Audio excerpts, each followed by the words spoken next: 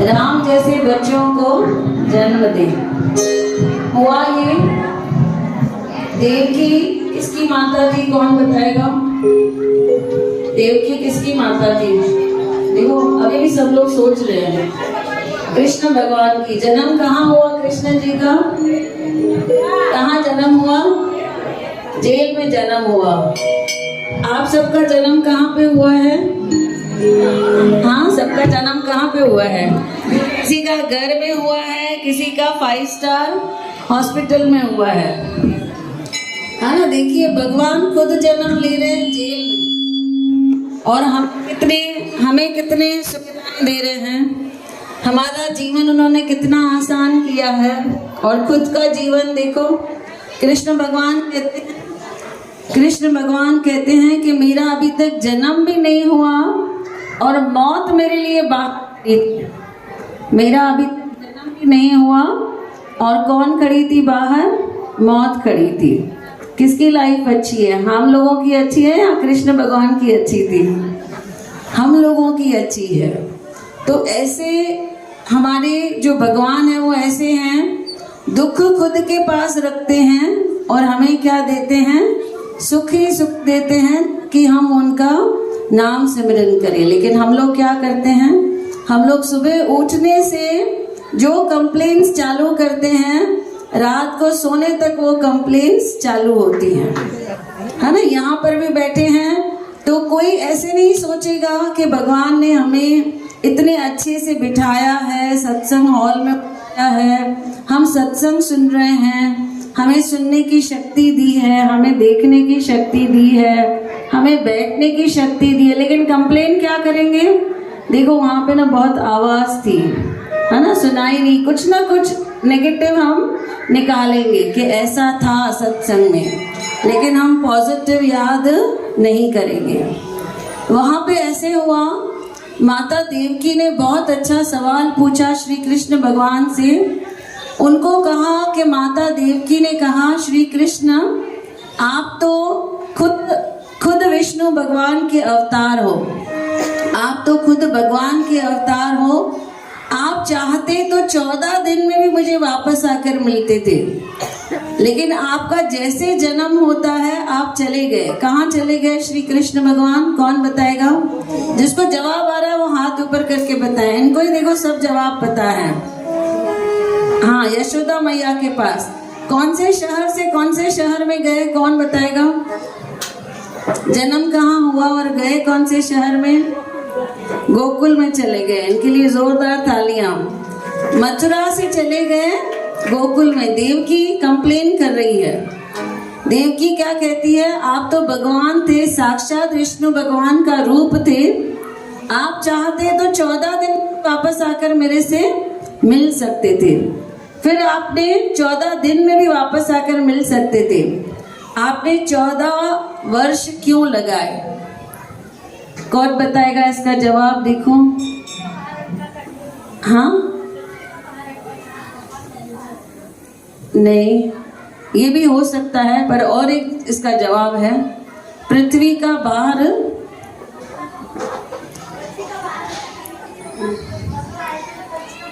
हाँ, कंस को मारने के लिए कंस को 14 दिन में भी मार सकते थे ना, 14 साल क्यों लगा दिए?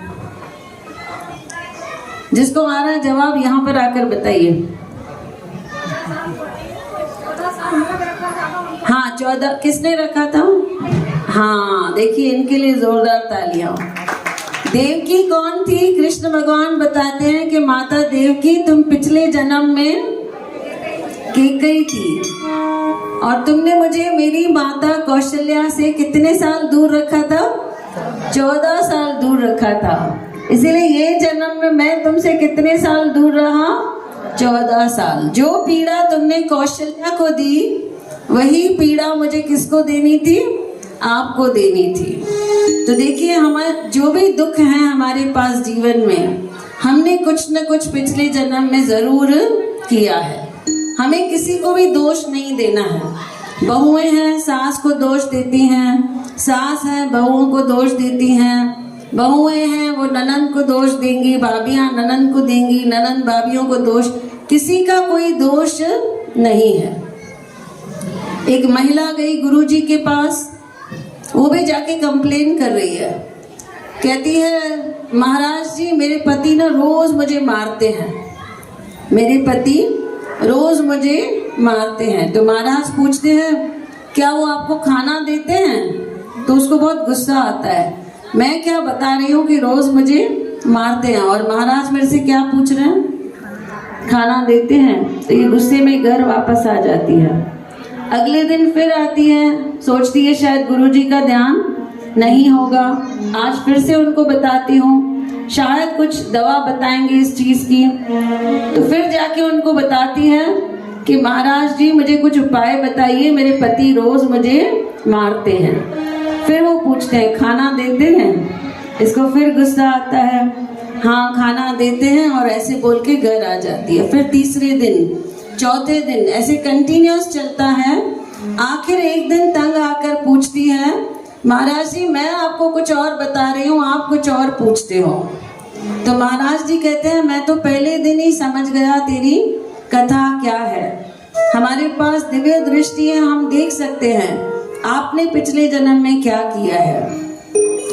ये जो आपके पति हैं ये आपके बेटे थे पिछले जन्म में, ये जो पति हैं आपके, ये आपके बेटे थे पिछले जन्म में, आप इनकी सौतेली माँ थी, आप भी इनको मारती थी पर आप तो इनको खाना भी नहीं देती थी। शुक्र करो कि ये सिर्फ आपको मारते हैं, आपको खाना तो देते हैं। तो जो भी हमारे साथ घट रहा है वो आज का किया हुआ नहीं है, ये पिछले जन्मों का हम लेकर आ रहे हैं।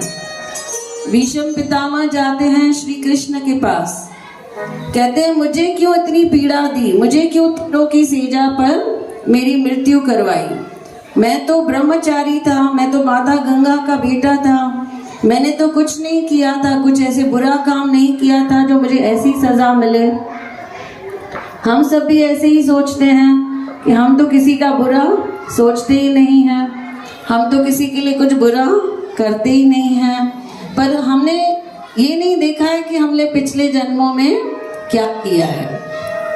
तो इसीलिए हमें वो जानना नहीं है हमने क्या किया है पिछले जन्म में, पर क्या करना है, अच्छे कर्म करके, भक्ति करके, नाम सिमरन करके, लोगों का भला करके हमें अपने वो बुरे कर्म क्या करने हैं, कट कर देने हैं। जितना हम नाम सिमरन करेंगे उतना हमारे वो कर्म जल्दी कट जाएंगे। भीष्म पितामह को भी श्री कृष्ण कहते हैं जाओ देखो अपने पिछले जन्म क्या करके आए हो।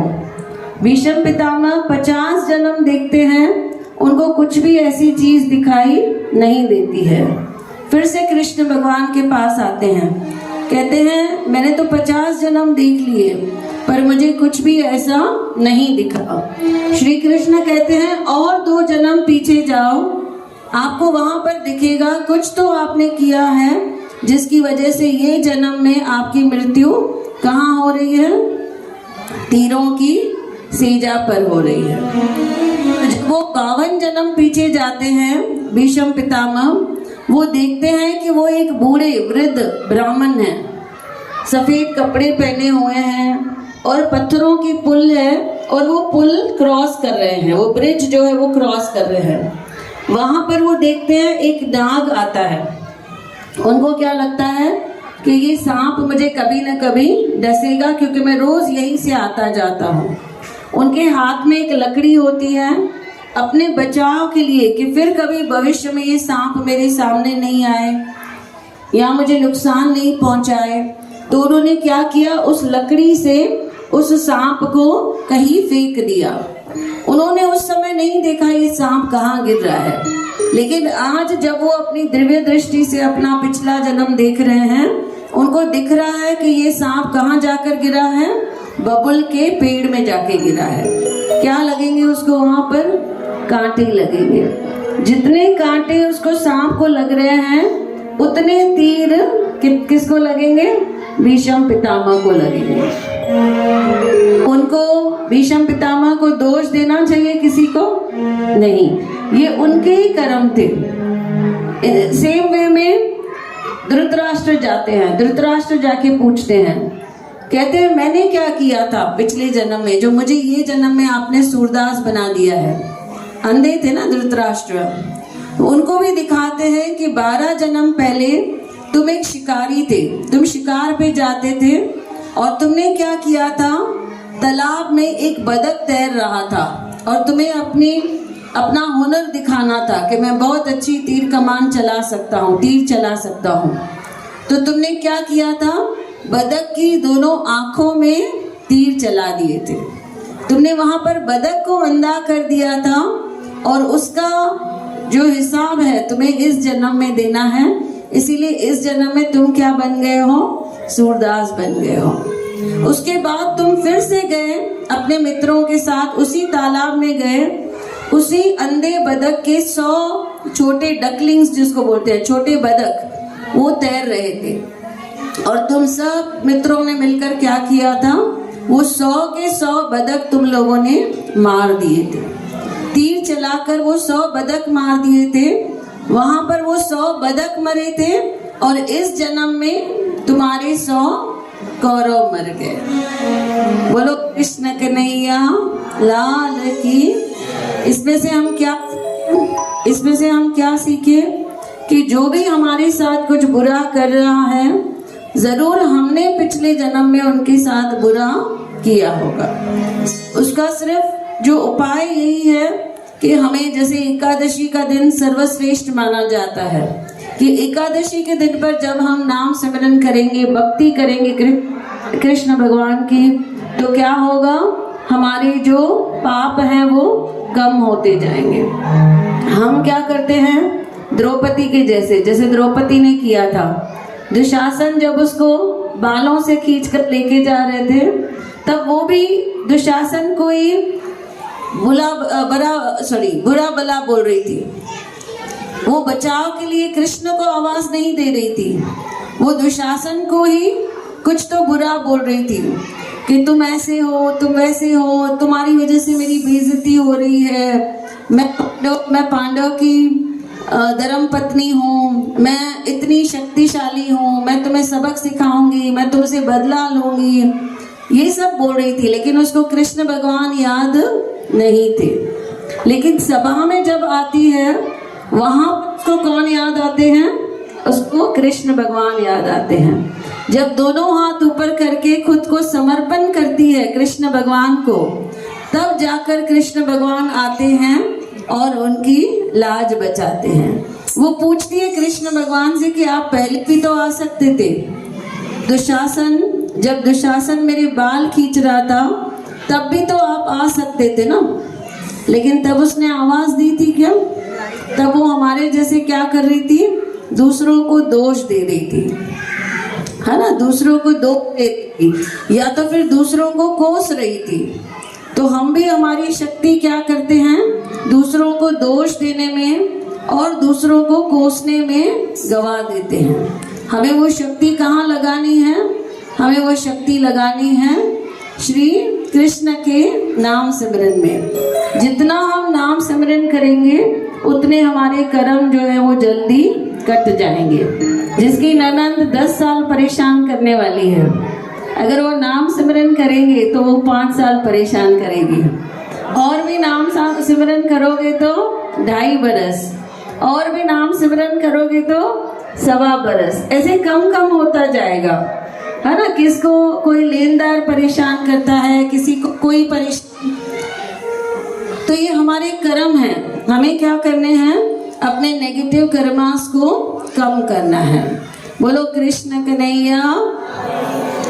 इसीलिए किसका भी मुख खाली नहीं होगा, सब लोग बुलवाएंगे। अभी सबको समझ में आ गया कि जितना भी नाम सिमरन करेंगे, भक्ति करेंगे, वो वेस्ट जाने वाला नहीं है। हमारे दुख दर्द क्या होने वाले हैं, कम होने वाले हैं। तो सब लोग मिलकर, किसी का भी मुख खाली नहीं हो, तालियां भी बजाएंगे और बोलेंगे भी राधे राधे राधे राधे, जपो चले आएंगे बिहारी,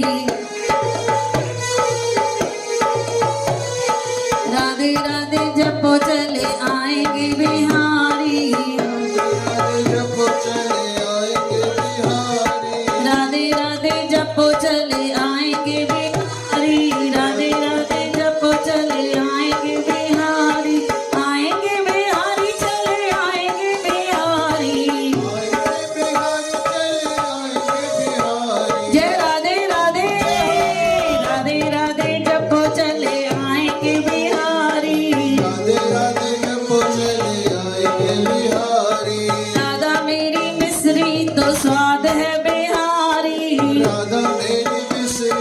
स्वाद है बिहारी। राधा मेरी मिश्री तो स्वाद है बिहारी।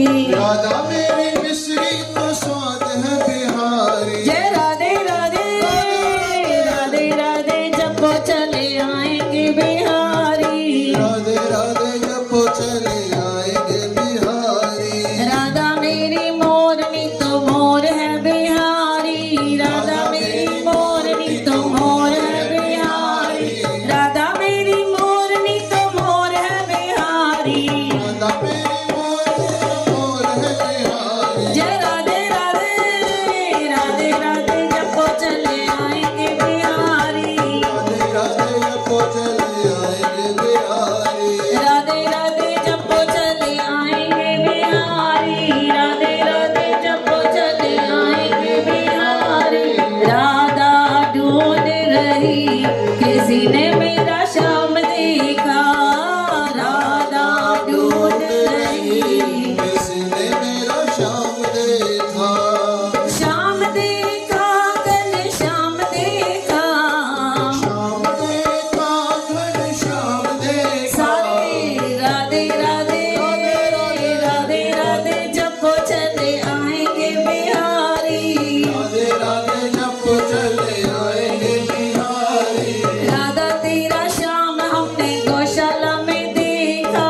राधा तेरा श्याम हमने गौशाला में देखा। रास रचाते हुए ओ राधा तेरा श्याम देखा। रास रचाते हुए ओ राधा तेरा श्याम देखा। श्याम देखा घन श्याम देखा। श्याम देखा घन श्याम देखा। राधा ढूंढ रही किसी ने मेरा श्याम देखा। राधा ढूंढ रही किसी ने मेरा श्याम देखा। राधा तेरा श्याम हमने कालीवरी में देखा। राधा तेरा श्याम हमने कालीवरी में देखा। तालियां बजाते हुए ओ राधा तेरा श्याम देखा। तालियां बजाते हुए ओ राधा तेरा श्याम देखा। राधा ढूंढ रही किसी ने मेरा श्याम देखा। राधा ढूंढ रही किसी ने मेरा श्याम देखा। राधा तेरा श्याम हमने गोकुल में देखा। राधा तेरा श्याम हमने गोकुल में देखा। गैया चराते हुए ओ राधा तेरा श्याम देखा। गैया चराते हुए ओ राधा तेरा श्याम देखा। राधा तेरा श्याम हमने मथुरा में देखा। राधा तेरा श्याम हमने मथुरा में देखा। राधा तेरा श्याम हमने मथुरा में देखा। राधा तेरा श्याम हमने मथुरा में देखा। कंस को मारते हुए ओ राधा तेरा श्याम देखा। कंस को मारते हुए ओ राधा तेरा श्याम देखा।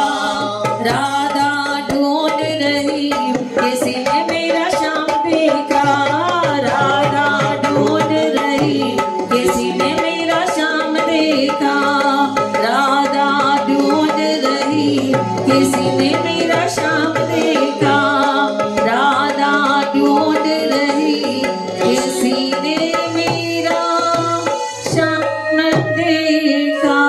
बोलो कृष्ण कन्हैया लाल की जय की आवाज नहीं है। बोलो कृष्ण कन्हैया लाल की। बांके बिहारी लाल की।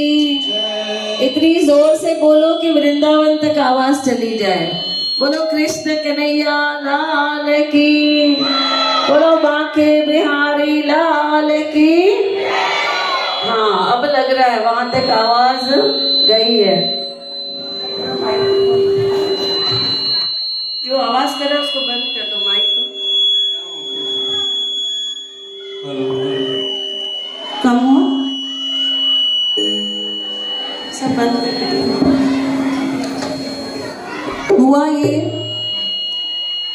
बहुत ही अच्छी कथा है। सब लोग इसे ध्यान से सुनेंगे और बहुत कुछ सीख सीखने के लिए मिलेगा आपको इस कथा में से। हम सबको बहुत कुछ सीखने के लिए मिलने वाला है। जब औरंगजेब थे,